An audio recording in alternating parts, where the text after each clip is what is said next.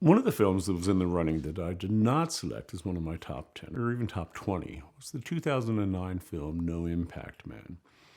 There is, however, an interesting scene in the film where the title character, No Impact Man Colin Beavan, has a discussion with his toddler daughter about consumerism. As he explains to her, a consumer desiring to make environmentally sound purchases is faced with an extraordinary job, as this can require a great deal of research. In an effort to short-circuit all this, Beavan suggests simply consuming less, a lot less.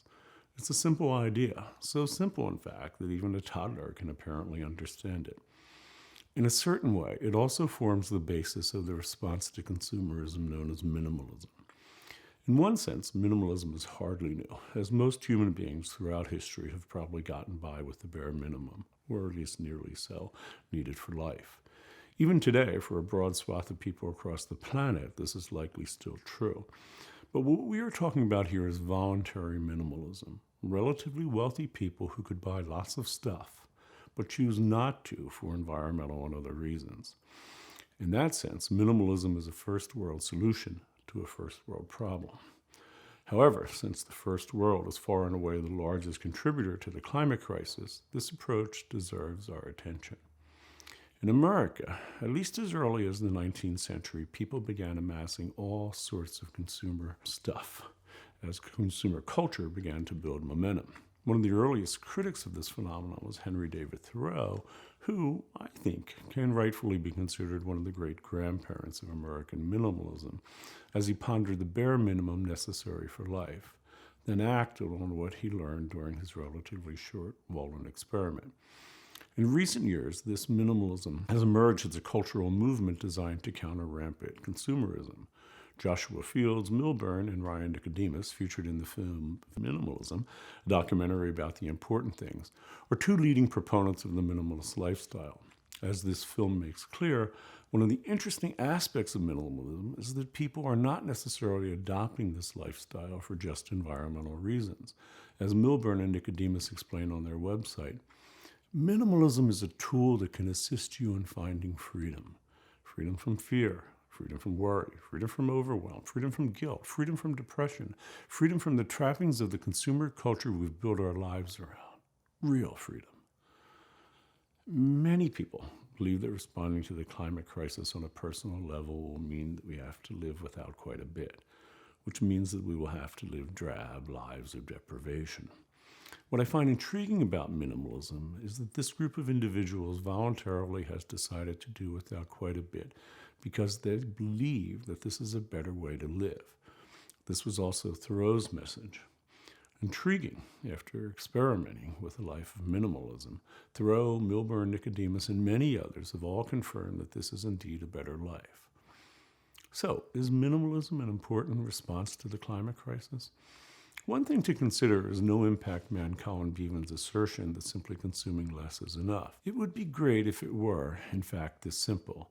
However, seemingly similar products and practices can have very different environmental footprints, especially when you consider the energy used to make them, their useful lifespans, the sort of materials which they are made, the conditions in which they are manufactured, and so forth. Hence, it is not enough to just consume less. We need to make sure that we make the right decisions when we do consume. Nonetheless, although minimalism is not an environmental film per se, living a minimalist lifestyle can have significant environmental impact. I'm curious to hear what you think about the film. Is minimalism a viable and meaningful option?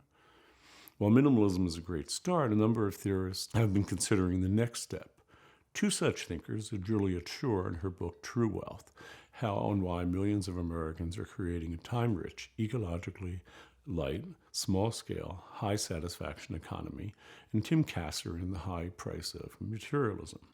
While both books are well worth reading, New Dream has conveniently put together two short videos that nicely introduce both.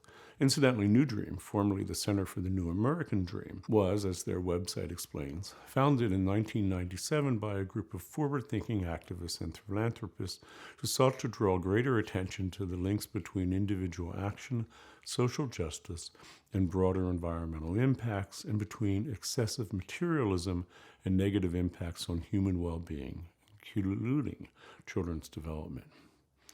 In True Wealth, Shore in many ways takes a minimalist approach. However, minimalism, from Thoreau through to modern minimalists, has largely been a personal choice. Schur considers what if an entire society took a similar approach by adopting a new economic model, what she calls a plenitude economy. The idea is simple. People would work less, maybe a lot less, like in Sweden, where the work week is just 30 hours, and hence have more time for things that would make their lives better and more rewarding, like growing some of their own food and other DIY projects. They would also have far more time for activities that would make them happier. In short, Schur's message is that while personal change, and that's of the minimalist variety, for example, are obviously terrific and absolutely necessary, we also need to think in terms of larger system change, involving the sort of economic and political change that she recommends. Tim Kastner's The High Price of Materialism, both the book and the video snippet from New Dream, considers the impact that materialism, in the sense of ramped up consumerism, has in our lives. It is not a pretty picture. As he makes clear, materialism makes us less happy and more anxious, depressed, and selfish, for a start. So I'm curious to hear what you think. Can we maximize minimalism, so to speak, by building our society and economy on less materialistic values? Would this indeed be better for us and the planet? Could we actually make this happen? In other words, could we get enough people to go along with it to actually reinvent our materialist culture? Even if you are doubtful that we can, shouldn't we at least try? As usual, I will be responding to a number of your comments and responses in a future episode.